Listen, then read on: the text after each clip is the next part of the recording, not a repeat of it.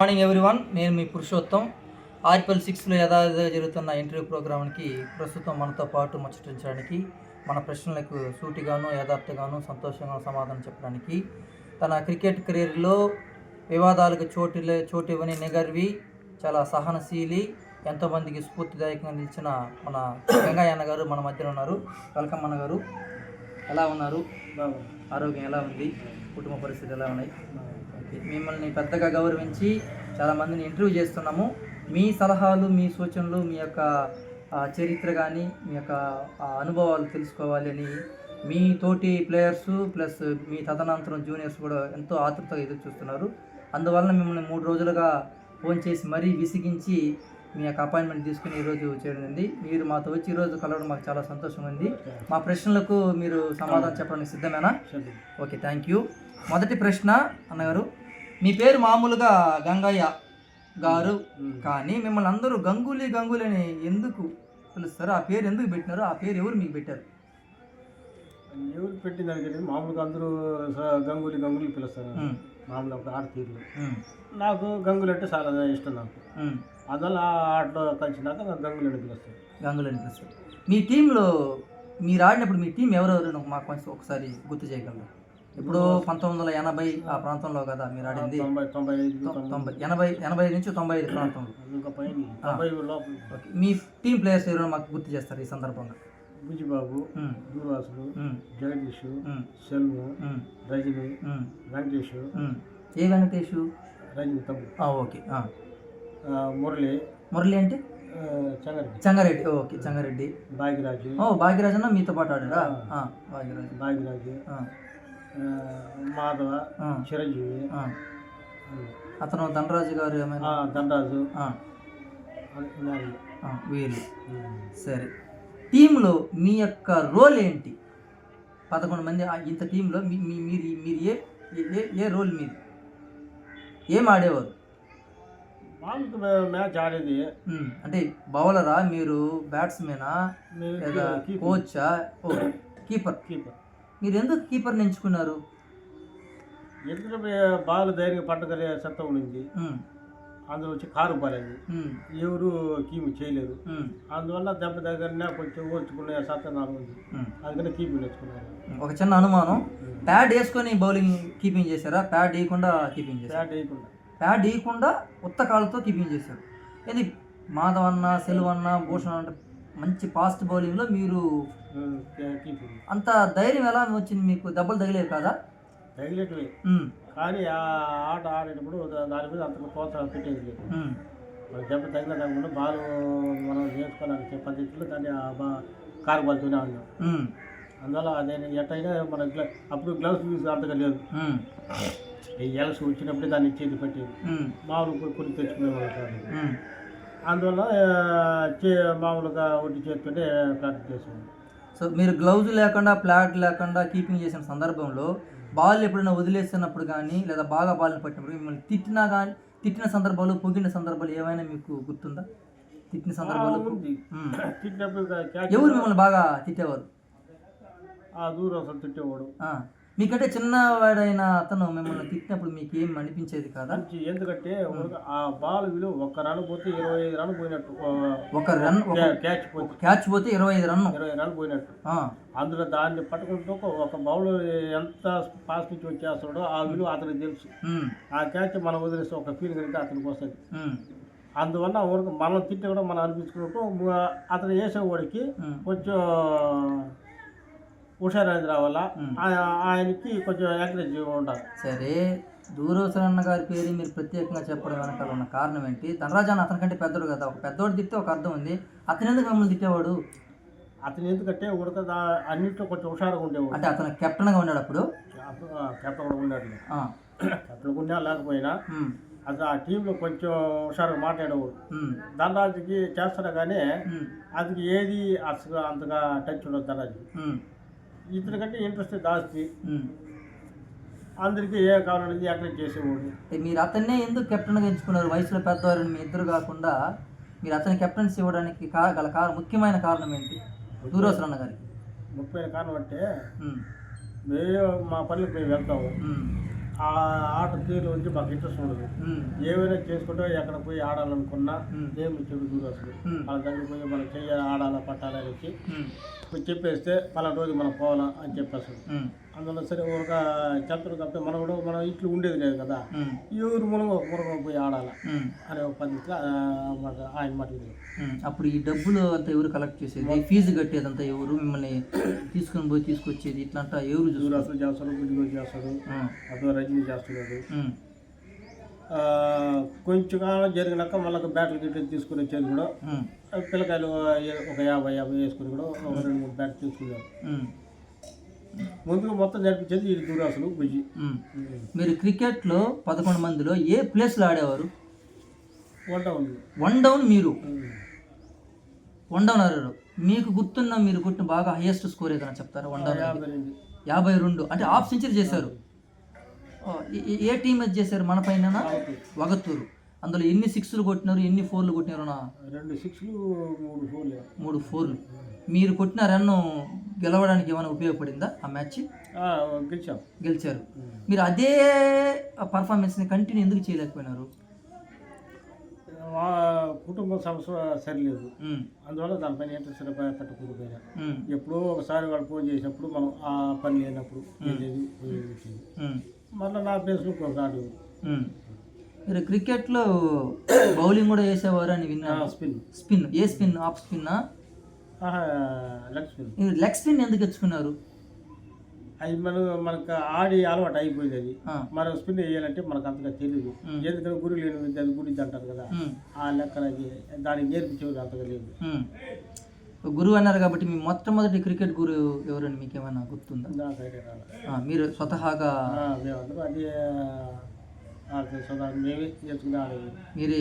మీరే చెప్పారు గురువు లేని గుడ్డి.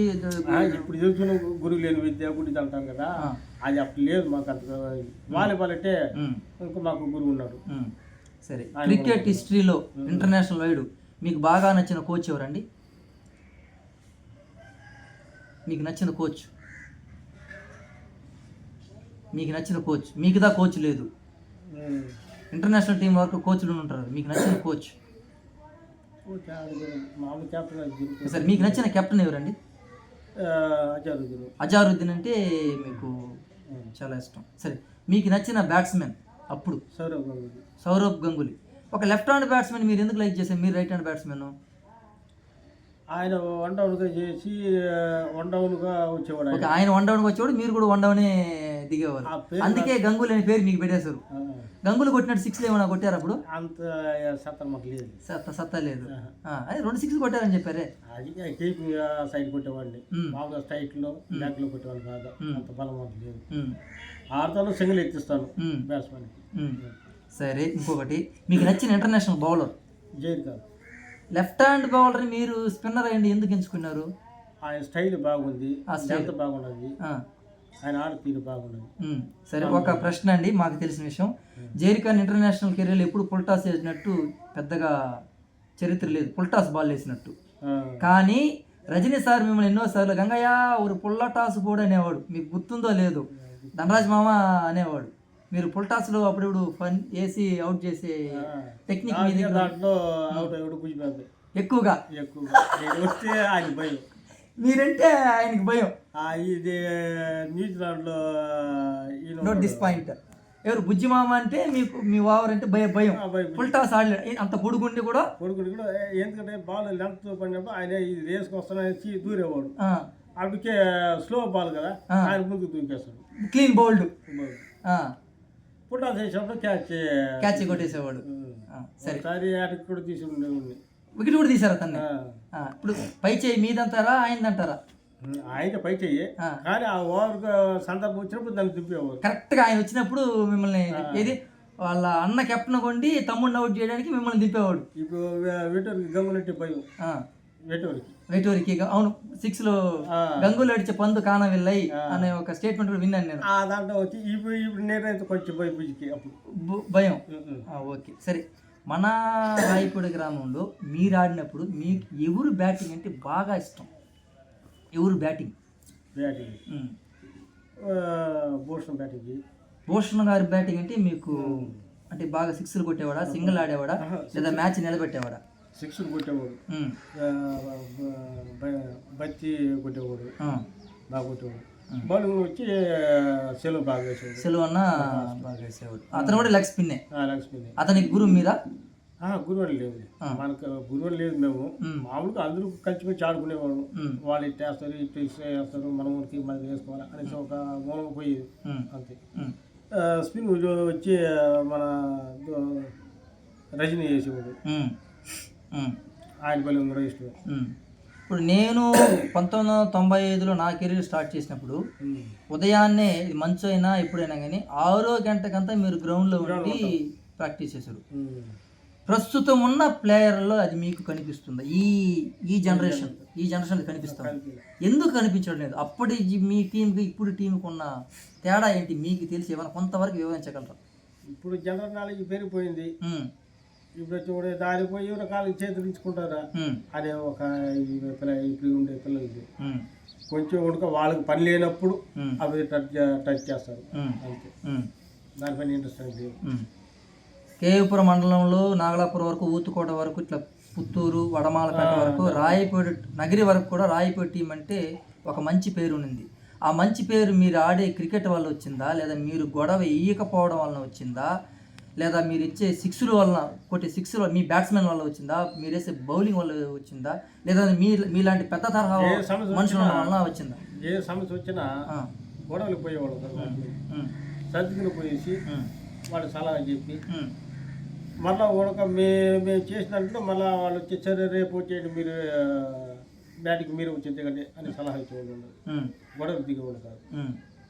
అప్పుడున్న ఐక్యమత్యత ఇప్పుడున్న పిల్లలు ఉందా? ఒకవేళ లేకపోతే దానికి కారణం ఏంది?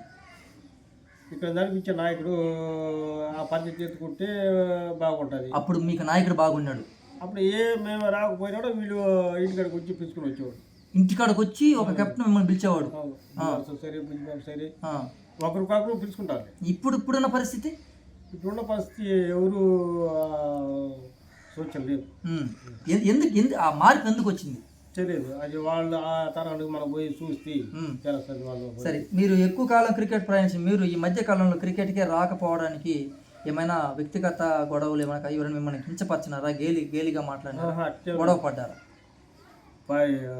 పరిస్థితి బాగోలే, నేనే నిలిచిపోయాను. మరలా వచ్చే అవకాశం ఏమైనా, మాతో కలుసుకునే అవకాశం ఏమైనా ఉందా? ముందే నేను రాలేకపోయినా. ఇప్పుడు ఈ సీజన్కి మీరు ఏమైనా వచ్చి మీ యొక్క అమూల్యమైన సందేహాలు కానీ, ఎంకరేజ్మెంట్ కానీ, ఇలా ఆడండి అలా ఆడండి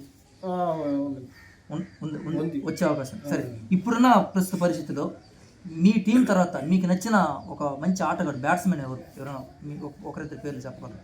మీకు నచ్చి ఇతను ఆడే విధానం నాకు బాగా నచ్చుతుంది మా టీం తర్వాత, ఇతని వల్ల మన ఊరికి గ్రామం పేరు మంచి ఒకరిద్దరు పేర్లు ఎవరైనా చెప్పగలరు మీ తర్వాత టీంలో? ఇప్పుడు మన రవితేజ కానీ, బాలు కానీ, అంతకుముందు రవితేజ, భావన కంటే కొంచెం పెద్దవాళ్ళు మా టీంలో అట్లాంటి వాళ్ళు ఉన్నారు కదా. మాధవ, పురుషోత్తం, కొంచెం పిల్లకాయలు ఉండే బాగా ఆడేవాళ్ళు. ఎవరు బౌలింగ్ అంటే మీకు బాగా ఇష్టం చూడడానికి కానీ, ఇతను గెలిపిస్తాడు మ్యాచ్ అనిపించిన? పురుషోత్తం బాగుంటుంది, అతని బౌలింగ్ మీకు నచ్చింది. సరే, మీరు ఆడేటప్పుడు ఎలాంటి ప్లానింగ్ వేసేవాళ్ళు ఒక మ్యాచ్ గెలవడానికి? క్యాప్టెన్ పిలిచేవాడు, అందరినీ పిలిచి ఈ టీం బాగుంటుంది, మనం దాన్ని వదులుకోకూడదు, అందరూ కలిసి బాగా ఆడలేసి ఉద్దేశం మాట్లాడేవాడు. తర్వాత కొంచెం పరిస్థితుల వల్ల కూడా బ్యాట్స్మెన్ ఆడకుండా పోయిన వల్ల కూడా అప్పుడు కసిరేవాడు, తిట్టేవాడు. అసలు మ్యాచ్లో టాస్ వేసిన తర్వాత ప్లాన్ వేసేవాళ్ళ, లేదా టాస్క్ ముందే మీరు ప్లాన్ వేసుకునేవాళ్ళు? టాస్క్ ముందే అంటే ఆ రాత్రంతా దానిపైనే మామూలుగా ఆ ఊరికి వెళ్ళి అక్కడ ఆ ఊరికి పోయినప్పుడు అప్పుడు. మీకు ఇబ్బంది అనిపించే ఒక ప్రశ్న, బహుశా ఇది చూస్తే మీ టీమ్మేట్స్ అందరూ బాధపడేసిన, ఇంత పకడ్బందీగా ఇంత మంచి టీం ఉన్న మీరు మీ కెరీర్లో మీ లైఫ్లో ఒకే ఒక్క ఫైనల్ మ్యాచ్ కూడా గెలిచినట్టు చరిత్ర లేదు. అఫ్కోర్స్ మన గ్రామ ఆడవాళ్ళు కూడా దాన్ని కామెడీగా చేసి కిండల్ చేసిన సందర్భాలు ఉన్నాయి. ఎందుకు మీరు ఒక్క మ్యాచ్ కూడా గెలవలేకపోయినారు? ఇంత అనుభవం ఉండి, ఇంత మంచి ప్లేయర్లు ఉండి ఎందుకు మీరు గెలవలేకపోయినారు? అదే నాకు అంటే టీంలో ఏమైనా లోపల లోపల ఏమైనా ఉండింది. అంతర్గత లోపల గొడవ ఉండింది.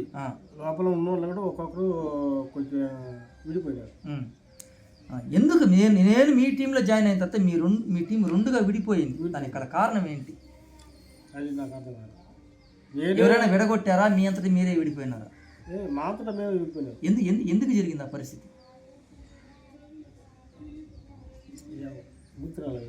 ఇవన్నీ గుర్తురాలు. ఇప్పుడున్న టీం పైన మీ యొక్క అభిప్రాయం ఏంటి? మీరు ఇచ్చే సూచన ఏంటి ప్రస్తుతం మీ నెక్స్ట్ జనరేషన్? ఇప్పుడు ఉండే సూచనలో బాగా ఆడే పిల్లకాయలు ఉన్నారు, కానీ ఆ పట్టుదల ఉంది. మనం ముందుండి నడిపించి వాళ్ళు కృషి చేస్తే ఏ పనైనా ఏ ఆటైనా ఆడగలిగే సత్తా ఉంది పిల్లలు. సరే, వాళ్ళకి మనం ఎంకరేజ్ చేయాలి. ఇప్పుడున్న బ్యాట్స్మెన్స్కి ఎలా ఆడితే ఎక్కువ రన్లు కొట్టగలరు, ఎక్కువసేపు గ్రీజులో ఉండాలంటే ఏం చేయాలి? మీరు ఒక 2 పాయింట్లు చెప్పండి. బ్యాట్స్మెన్స్ ఎక్కువసేపు గ్రీజులో ఉండాలంటే ఏం చేయాలి, ఎక్కువ రన్లు కొట్టాలి అంటే ఏం చేయాలి? ఒక బ్యాట్స్మెన్ ఎక్కువ సేపు ఉండాలంటే మామూలుగా బాల్ ఒక్కొక్క రన్ తీసుకుంటా బాల్ సింగిల్ వచ్చేదా, 2 బాల్ వచ్చేదా, 4 పోయితే బాల్ వేసే విధానం బట్టి మనం కొట్టే విధానం బట్టి మనం ఆట తీసి ఉండాలి. ఒక బౌలర్కి మీరు ఇచ్చే సూచనలు ఏంటి?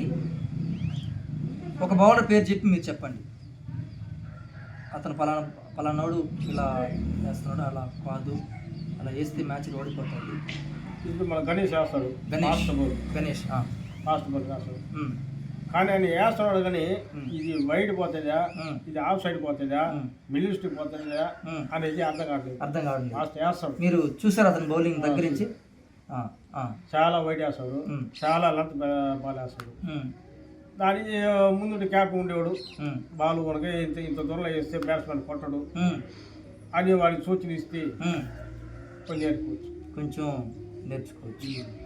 లాస్ట్ చివరి ప్రశ్న, మీరు ఆడినప్పుడు టీంలో మీకు సంతోషం కనిపించిందా, లేదా ప్రస్తుతం మీ తర్వాత మీ చిన్నపిల్లలైన ఈ తరంలో మీకు సంతోషం కనిపిస్తుందా? ఇది సంతోషంగా ఉండదు నాకు. మీరు ఇప్పుడు చెప్పారు బౌలింగ్ సరిగా వేయడం లేదు, బ్యాటింగ్ సరిగా, కానీ ముందు ఉండేవాడు నడిపించాలి కదా. ఇప్పుడు నేను బాగా ఆడలేదు, ఒక గ్యాప్గా ఉండేవాడు వాడికి సూచన ఇచ్చి మధ్య కొంచెం నువ్వు రెండో బ్యాట్స్మెన్కి అతను కొంచెం ఉండి కూడా స్కోర్ కొట్టేదానికి కొంచెం అవకాశం ఉండదు అని చెప్పి నిలబెట్టి ఆడ తీరు నిలబెట్టేదానికి ఆయన సూచన ఇస్తే అది కొంచెం మనసు మాత్రం వాళ్ళు ముందుగా దాంట్లో ఉండి క్యాప్ ఉండి కూడా నేను ఈ రౌండ్లో నేను పోవాలా, 1 రౌండ్గా పోవాలా, 3వ బ్యాట్స్మెన్కి పోవాలా అనేది లేదు. నేను అవకాశం వచ్చిందా బ్యాటర్స్ని పోయేది, ఏదో 2 బాల్ కొట్టాడా నేరుగా వచ్చేసాడు. ఇంకొక ప్రశ్న గుర్తొచ్చింది. తిరుపతి నుంచి సుధీర్ అన్న ప్రత్యేకంగా వచ్చి గంగయ్య బాలి నీ ఓవర్లు ఆడేవాడు అని ఒక వినికుడు ఉంది. ఇది ఎంతవరకు నిజం? నీ లెగ్ స్పిన్ అంటే నాకు బాగా ఇష్టం, నీ ఓవర్ అయ్యి నేను ఆడాలి అని కూడా పడిపోయాడు. ఆయన పడిపోయినాడు. అవును, కరెక్ట్, నాకు బాగా గుర్తుంది. వైట్ అండ్ వైట్ వేసుకొచ్చి పడిపోయినాడు. పడేటట్టు వేసారా లేకపోతే ఆయన ముందు నడిచి వచ్చి కొట్టేలాగా కొట్టడానికి మారలాగా పడిపోయినాడు. సరే, మరి ఒకసారి గుర్తు చేస్తున్నాను. బుజ్జిబాబు గారికి మీ ఓవర్ అంటే చాలా భయం. మీ ఓవర్లో భయపడకుండా ఆడిన బ్యాట్స్మెన్ ఎవరైనా ఉన్నారా? భయమే అసలు మీ ఓవర్ అంటే భయపడకుండా ఆడి బుజ్జిబాబుకి మీ ఓవర్ అంటే భయం, గడగడలు ఆడించినారు మీరు ఆయన్ని అనేసార్లు బౌల్ చేశారు. మీ ఓవర్ భయం లేకుండా ఆడిన మనిషి ఎవరైనా ఉన్నారు మీ కాలంలో, మీ టీంలోని? తలబడి కొట్టేవాళ్ళు కూడా నా బయలు బాగా బచ్చే కూర్చున్నాడు, దూరాసం కూర్చున్నాడు, పోషణ కూర్చున్నాడు. కొంచెం పోషణకు భయం నా భయం కంటే ఎందుకంటే స్లో బాల్ కాబట్టి వాళ్ళు ఆతడి కొట్టేదానికి వచ్చేటప్పుడు అది లో బాల్ అయిపోతుంది, అప్పుడు బౌండ్ అవకాశం చాలా కొట్టున్నారు. సరే, ఇంత కలిసికట్టుగానే మీరు బావా బామర్దులన్న ఒక మ్యాచ్ ఆడేవాళ్ళు, మీకు బాగా గుర్తే ఉంటుంది. బామర్దులు ఒక పక్క, బావలు ఒక పక్క, ఆ పక్క వీధి ఒక పక్క, ఈ పక్క వీధి పక్క. ఇలాంటి కొత్త ఆలోచన ఎందుకు వచ్చింది? మిమ్మల్ని మీరు బాగా ఎంకరేజ్ అంటే మీ ఆటను చూపించడానికి వచ్చిందా, లేదా మీ బామర్దు పైన కోపం వలన వచ్చిందా? కోపం కాదు, అది ఒకరి పట్ల ఒకరు ఇన్ని మంది మీరు ఉన్నారు, మేము ఎన్ని మంది ఉన్నాము, ఎవరి సత్తా ఏంటి చూడాలంటే అలా అలా అలా వచ్చింది. అప్పుడు మ్యాచ్లన్నీ బాగుండేవా? గొడవలంతా రాదు, ఏది ఆడినా బయట వెళ్ళిపోయినా బాగా ఆడాలి అన్న ఒక. ఇప్పుడు అలాంటి మ్యాచ్లు ఏమైనా స్టార్ట్ చేస్తే బాగుంటుందంటారా, లేదా గొడవలు వస్తున్న అవకాశం ఉందంటారా? లేదు, ఇప్పుడు ఇప్పుడు ఇప్పుడు గొడవలు ఏం రాదు, కానీ ముందుండేవాడు నడిపించాలా, అది వాళ్ళు ఎవరికైనా. సరే, బావా బామదరేటప్పుడు వెట్టి వారి సింహం అని మిమ్మల్ని సిలువన్ని చిరంజీవి అన్నీ అనేవారు. సింహం అనేవాడు. ఎందుకు అవతల వాళ్ళే పొగిడేవారు మిమ్మల్ని? ఎట్లా ఆ పేరు వచ్చింది మీకు? వెట్టి వాళ్ళ సింహం, వెట్టి వాళ్ళ సింహం అని. అప్పుడు వాళ్ళు పాయకారు తోటికారు ఒక మ్యాచ్ సెలవు బౌలింగ్ అంటే అందుకు భయం ఫాస్ట్. ఈ చిరంజీవి వచ్చి స్లో బాల్ మీడియం. అందులో ఏ బాల్ వేసినా సెలవు బాల్ క్యాచ్ వస్తాయి, లేకపోతే వాళ్ళ బాల్ పట్టలేదు. అందువల్ల సింగ్ అనేవాళ్ళు. వాళ్ళిద్దరు సింహం, కొదమ సింహాలు వాళ్ళిద్దరు.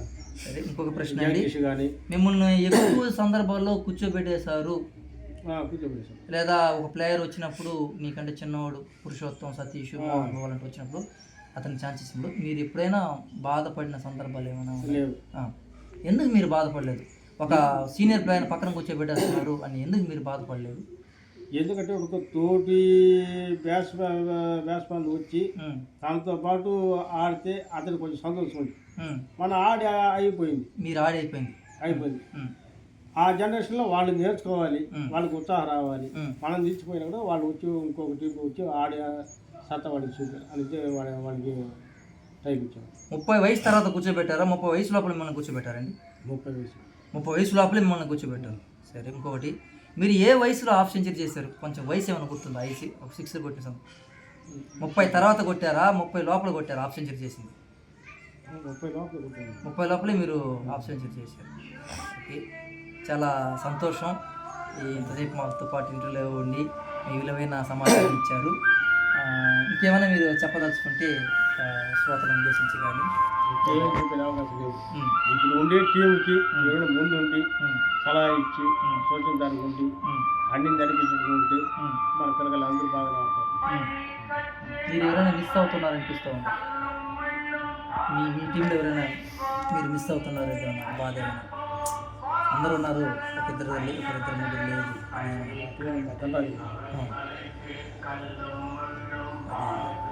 ఎట్లా అతను లేని లోటు మీకు ఎలా అనిపిస్తుంది? మాకు ఆయనకి ఏ ఒక్క వ్యక్తిగత అందరి టాలెంట్ పాటలు ఆడేవాడు, ఎంకరేజ్ చేసేవాడు. ఆయన ఒకప్పుడు కొండకు ఆడేవాడు. కానీ ఈ పరిస్థితుల వల్ల అతను కొంచెం క్రికెట్కి దూరం అయ్యి కొంచెం విజయపరంగా. మీకు అబ్బాయి ఉన్నాడు, అతనికి అబ్బాయి ఉన్నాడు. మీ అబ్బాయిని కానీ వాళ్ళ అబ్బాయిని కానీ బౌలర్గా ప్రిపేర్ చేయాలనుకుంటున్నారా, లేదా ఒక బ్యాట్స్మెన్గా రెడీ చేయాలనుకుంటున్నారా, లేదా కీపర్గా రెడీ చేస్తారా మీ అబ్బాయిని? బ్యాట్స్మెన్గా. ఎక్కువ మంది మీ టీంలో ఎందుకు లెఫ్ట్ హ్యాండ్ బ్యాట్స్మెన్ లేకుండా రైట్ హ్యాండ్ బ్యాట్స్మెన్ ఉన్నారు? దానిపైన ఇంట్రెస్ట్ లేదు. మీ అబ్బాయిని రైట్ హ్యాండ్ బ్యాట్స్మెన్ చేస్తారా, లెఫ్ట్ హ్యాండ్ బ్యాట్స్మెన్ చేస్తారా? Right hand. Right hand. అప్పించి రైట్ హ్యాండే చేస్తున్నాం, ఇప్పుడు రైట్ హ్యాండ్. ఓకే, చాలా సంతోషం. ఎంతసేపు మనతో పాటు ఇంటర్వ్యూలో ఉండి ఒక రాయపేట టీంని ఒక ఆంజనేయుడు లాగా మోసుకొని వచ్చి ఒక నిగర్వి అసూయ లేని వ్యక్తి, ఎదుటోడు బాగా ఆడాలి, మనం ఆడకపోయినా ఆ ఎదుటోడి సంతోషం తన సంతోషం, అందరూ బాగుండాలి, అందులో నేను ఉన్నా పర్లేదు అనుకున్న ఒక గొప్ప యోధుడు, సహనశీలి, మృదు స్వభావి, అనేక మందికి ఆదర్శశీలుడు. ఈవెన్ తనకంటే చిన్నవాడిని కెప్టెన్ చేసి ఆనందపడే మొట్టమొదటి వ్యక్తిని కూడా మనం చెప్పవచ్చు. మనం గంగాయన మాటల్ని ఆదర్శంగా తీసుకొని ముందు తరం కూడా ముందుకెళ్ళాలని, మరి ఆయన కోరిక వాళ్ళ అబ్బాయిని మంచి బ్యాట్స్మెన్ చేయాలని కోరుకుంటున్నాడు. మరి మనం కూడా వాళ్ళ అబ్బాయికి రాబోయే కాలంలో మంచి ఛాన్సెస్ ఇచ్చి ఒక మంచి బ్యాట్స్మెన్గా తీర్చిదిద్దాలని, అతను చేసిన హాఫ్ సెంచరీలో వాళ్ళ అబ్బాయి ఎన్నో హాఫ్ సెంచరీ చేయాలని, ఆ హాఫ్ సెంచరీస్గా మలచాలని, వీలైతే అతను మంచి వికెట్ కీపర్గా, స్పిన్నర్గా లేదా ఫాస్ట్ బౌలర్గా రావాలని, ఒకప్పుడు అజారుద్దీన్ లాగా, ఒకప్పుడు గంగూలీ లాగా, ఒకనాటి జైర్ ఖాన్ లాగా మంచి భవిష్యత్తు మనం కూడా ఎప్పుడు ఏది ఆశించలేదు ఆ మనిషి. మంచి బ్యాట్స్మెన్ తయారు చేయాలన్నాడు. వీలైతే మనం చేద్దాము. చాలా సంతోషం అండి. IPL 6 జనవరి 13 తేదీ నుంచి మనకు ప్రారంభమవుతుంది. మీరు తప్పకుండా రావాలి, మాతో పాటు కలుసుకోవాలి, మమ్మల్ని బాగా ఎంకరేజ్ చేయాలి. వీలైతే మీ సూచనలు ఇవ్వండి, మమ్మల్ని తిట్టండి, మేము అన్నిటికీ సిద్ధంగానే ఉన్నాము. మీ యొక్క పర్యవేక్షణలో మేము ఆడాలని కోరుకుంటున్నాము. మీరు తప్పకుండా అవసరం, ఇదే మా ఆహ్వానంగా భావించి రావాలని కోరుకుంటున్నాం. Thank you. నమస్తే అండి.